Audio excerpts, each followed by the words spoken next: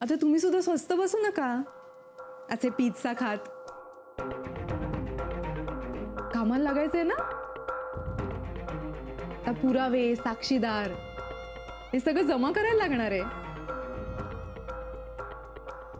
आणि खरं तर नाही, या सगळ्याचा मला खूप कंटाळा आलाय.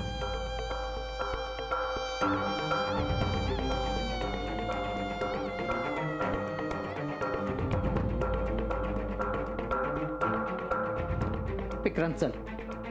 कुठे? तू चल माझ्या बरोबर, मला बोलायचंय तुझ्याशी. आणि तू एकटाच ये. पण आत्या मानसी. थांब ना जरा, मी उगाचच असं काहीतरी म्हणेन का?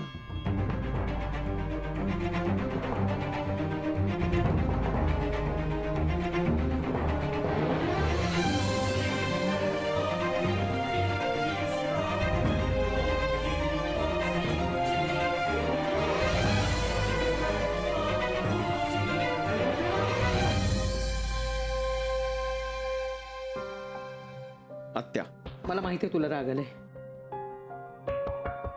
पण मी तिला न बोलावण्यामागेही काही कारण आहे. काय? ती मोनिकाची बहीण आहे. सो व्हॉट आत्या? आता हे फक्त भांडण राहिलेलं नाहीये विक्रांत, हे लक्षात घे. हे युद्ध जरी झालं ना तरी सुद्धा ती आपल्या बाजूने आहे. बाजू बदलायला नातं पुरेसं असतं बाळा.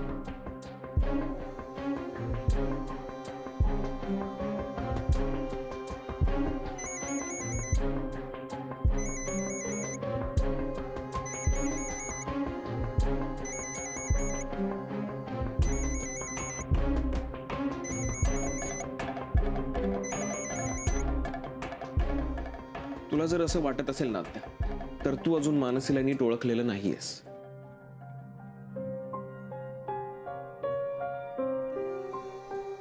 हे बघ आत्या, तू चुकतेस. You are wrong here. तुझ्यापेक्षा काही पावसाळे जास्त पाहिलेत मी विक्रांत. आत्या, मग हा पावसाळा वेगळा आहे असं समज. भावनेच्या आहारी जाऊ नकोस विक्रांत. हे भावनेच्या आहारी जाणं नाहीये. तुला माझे विचार पटणारच नाहीयेत का? हे बघ आत्ता, ह्यामुळे मैत्रीतल्या विश्वासाला तडा गेलाय. विक्रांत, मला मान्य आहे की हे भांडण नाहीये, ही केस आहे, हे युद्ध आहे. पण काही काही गोष्टी एकट्या एकट्याने नाही जिंकता येत. त्यासाठी चांगली साथ असणं गरजेचं असतं. यातला चांगली हा शब्द खूप महत्वाचा आहे बाळा. नको घालूया वाद. आत्ता कळेल ना कोण खरे आणि कोण खोटे. तुला वाटतंय ना ती सोबत असणार? जा पाहुणे.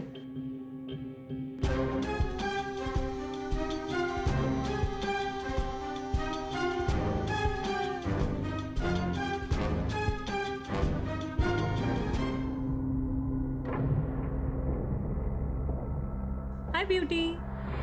Hi baby.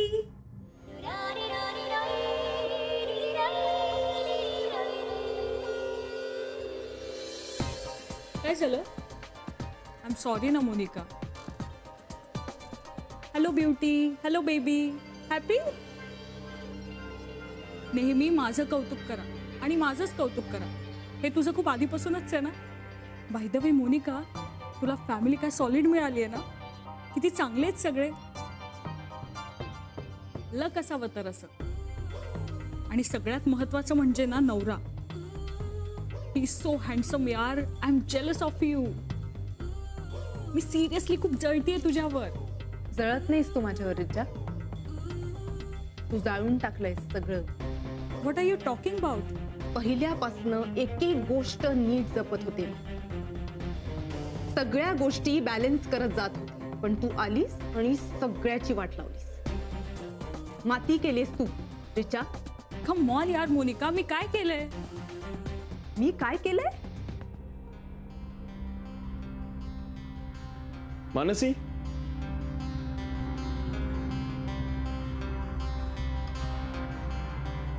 ऑफकोर्स. कारण तू सरळ वागलीच नाहीयेस, नाही का? What do you mean? I mean की तू लग्नात आली नव्हतीस ना, तेच बरं होतं. पण तू आलीस आणि तेच केलंस, ते लग्नात तुझ्या हातून घडलं असतंच. बरोबर? कम ऑन यार मोनिका, मी काय केलंय? सरळ सरळ बोल. लग्नाच्या आदल्या दिवसाबद्दल आणि हे बाळ कोणाचं आहे हा विषय तू का काढलास रिचा? त्याने इतकं काय झालंय? इतकं काय झालंय? काही मेजर झालं नाहीये ग. फक्त हा विषय ना विक्रांतला कळलाय. तो कसा कळलाय ते मला खरंच माहिती नाही. आणि हे सगळं कळल्यानंतर त्यांनी मला डिवोर्सची नोटीस पाठवली आहे. बघायची डिवोर्सची नोटीस कशी दिसते ते.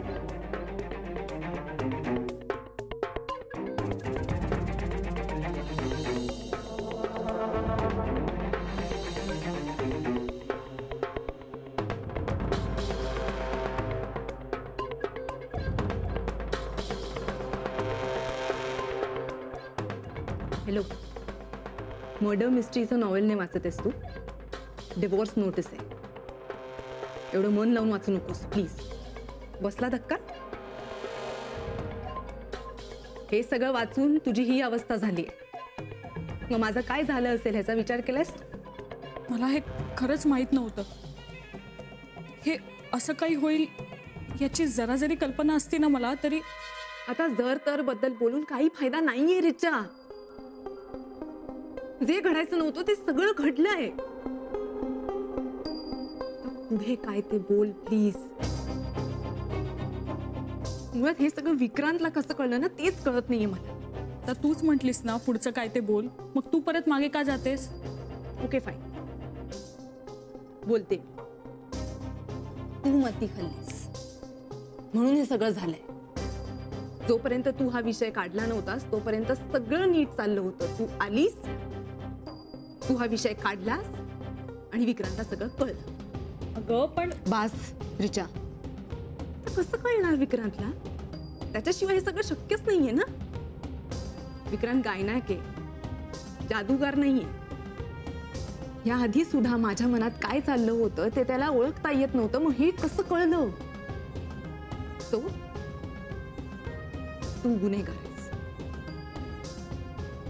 आणि या सगळ्यातनं तू मला बाहेर काढायचंस. आणि जोपर्यंत तू मला या सगळ्यातनं बाहेर काढत नाहीस तोपर्यंत तू US ला जायचं नाही. And that's final. फाईन, मी करेन तुला मदत. पण त्याआधी मानसी विषय मला थोडं ऐकायचं.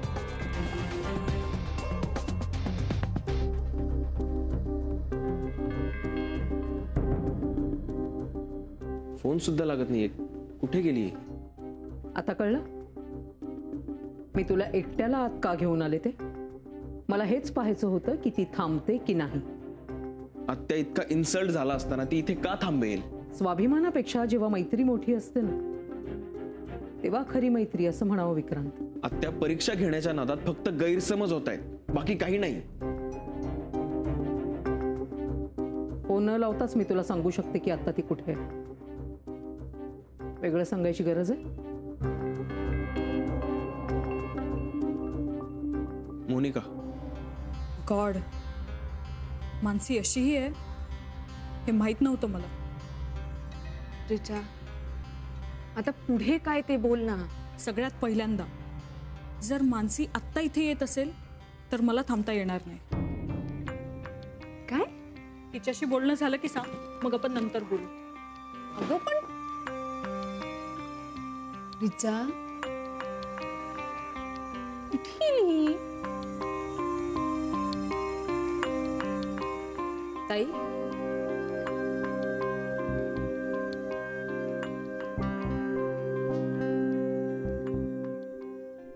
आलीस? कोण होतं?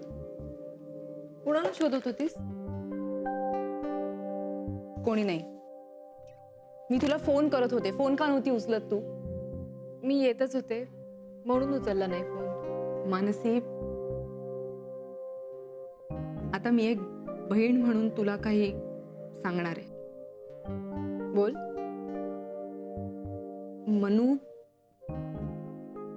मला माहित नाही तू माझ्यावर विश्वास ठेवशील का. कदाचित नाही ठेवणार. पण काय झालं ताई? विक्रांतने माझ्यावर खूप मोठा आरोप केला असं वाटत नाहीये का तुला? हे बघ ताई, विक्रांतचं म्हणणं आहे की लग्नाआधी मी प्रेग्नंट होते ही गोष्ट मला माहिती होती.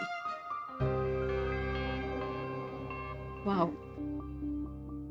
आणि मी जे काय बोलले त्याच्यावर तुला रिॲक्ट व्हावं असं वाटत नाही, ह्यातच मला सगळं कळलं. तुला माहितीये ना तू दोषी नाहीयेस. मग तो चुकत असेल तर पटवून दे त्याला. गैरसमज झाला असेल. हा गैरसमज नाहीये मानसी, हा गुन्हा आहे. आणि समजा या सगळ्याच्या विरुद्ध मी आवाज उठवायचं ठरवलं तर तू माझ्या पाठीशी हवीस. मला विचार करावा लागेल. विचार करावा लागेल म्हणजे मी आता जे काही बोलले त्याविषयी तुझ्या मनात शंका आहे, तुझा विश्वासच नाहीये माझ्यावर. मानसी, समजा तो तुझी मदत घेऊन ही केस लढायला लागला तर आजी आजोबांना काय वाटेल ह्याचा विचार केलायस तू?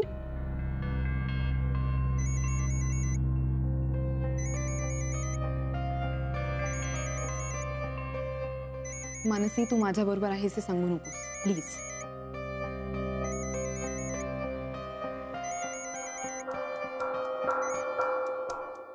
एक मिनिट, तू फोन का कट केलास? मला त्याच्याशी आता बोलायचं नाहीये. का?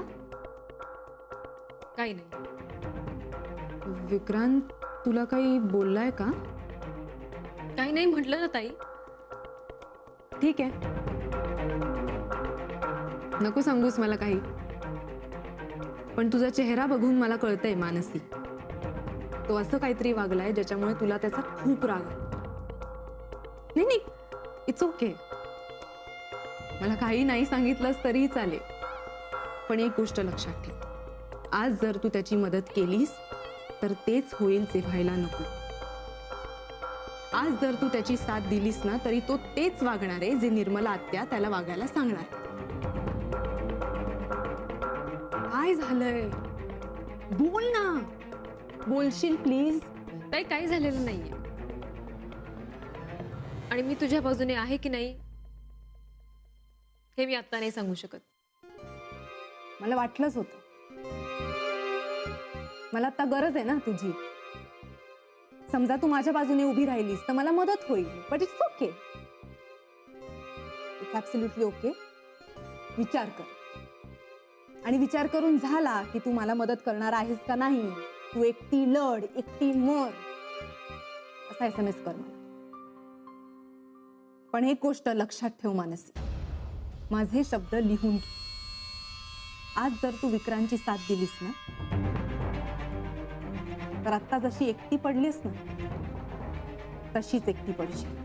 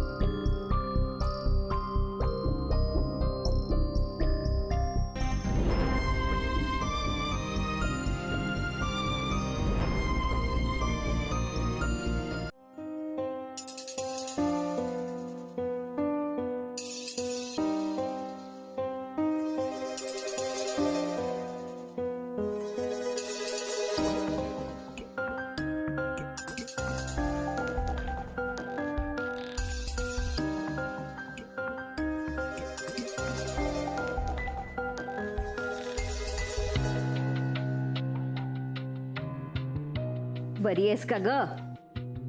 बरं नसायला काय झालं? सरळ कधी बोलताच येत नाही का ग तुला? हं? बरं ते जाऊ दे. आज ना देवळात अगं पेठे काकू भेटल्या होत्या. तुझ्या लग्नाच्या वेळी इथे नव्हत्या ना त्या, मुलाकडे अमेरिकेत गेल्या होत्या. त्यांना तुझ्याबद्दल सांगितलं ना तर इतकं बरं वाटलं. विचारत होत्या त्या, मोनिका आता अगदी खुश असेल ना? मग सांगितलं नाहीस त्यांना? मोनिका फार खुश आहे. नाही सांगितलंस? हो हो, सांगितलं ना मी त्यांना. मोना अगदी खुश आहे म्हणून. मनू अजून आली नाही का ग? मनूबद्दल मला कशाला विचारतेस तू? आजकाल मनू एवढ्या महत्वाच्या कामांमध्ये बिझी असते की तिचा आपल्याला काही उपयोगच होत नाही, नाही का? हो ना, फार कामात असते ती. पण काही म्हण, निर्मला आत्यांनी त्यांच्याकडे तिला कामाला बोलावल्यापासून आम्ही मात्र अगदी निर्धास्त झालोय. काय ग, काय झालं? खरंच बरी आहेस ना? हो बोलले ना, बरी आहे.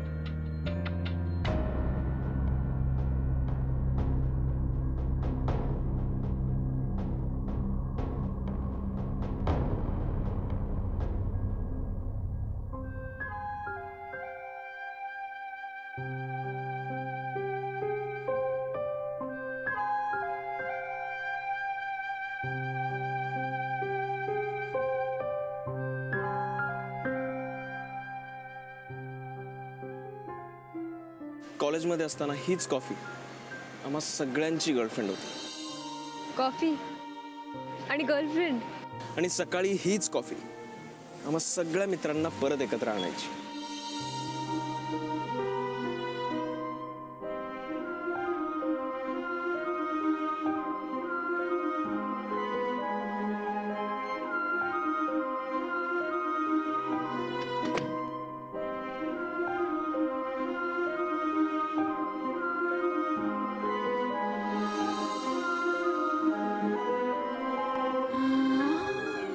अनफॉर्च्युनेटली मला ह्यातलं काहीच अनुभवता नाही आलं, पण आता वाटायला लागलंय. काय? Coffee with friend.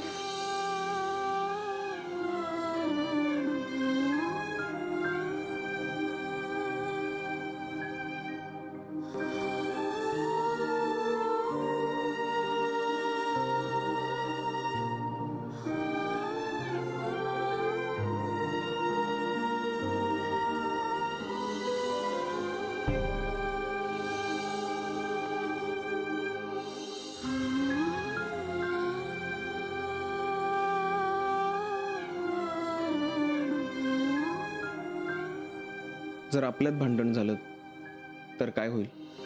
का होईल भांडण? का नाही होणार भांडण? ज्यांच्यात मैत्री असते त्यांच्यात कधी ना कधी भांडण होतच. तेव्हा कोण समजावणार आपल्याला? ज्यांच्यात कोणीतरी एक समजूतदार असतं ना, त्यांच्यात इतर कोणाला समजूत घालायला यावं लागत नाही. आणि इथे तर दोघेही समजूतदार आहेत. कॉफी.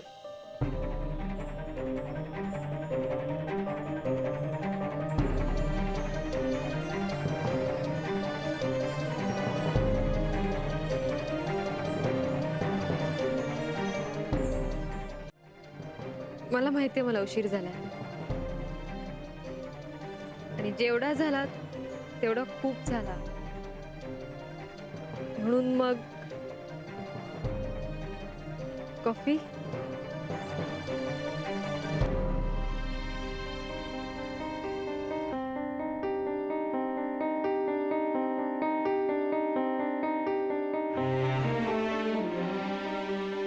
आजचा दिवस खूप विचित्र होता. विचित्र आणि डिप्रेसिंग होतं असं. काही माणसं विचित्र वागली की असंच वाटतं. पण मग अशा वेळी काय करायचं? तेच तर शिकायला इथे आलीये मी. आज आत्ता हॉस्पिटलमध्ये जे वागली ते आवडलं मला. अचानक फरक झाल्यासारखं वाटलं. आणि मग ताईला भेटल्यानंतर आपलं कोण आणि परक कोण हे कळलं. माहित नाही का, पण ताईला भेटल्यावर मला गुदमरल्यासारखं झालं. माझंही तेच झालं, म्हणून इथे आलो. Vikrant, I am sorry. हेच म्हणू नकोस. उलट थँक्स म्हण आपल्या मैत्रीला, कारण ती आहे म्हणूनच आपण इथे आहोत. न भांडता समजून घेऊ, थोडं सांगायला, थोडं समजवायला. कॉफी घेणार?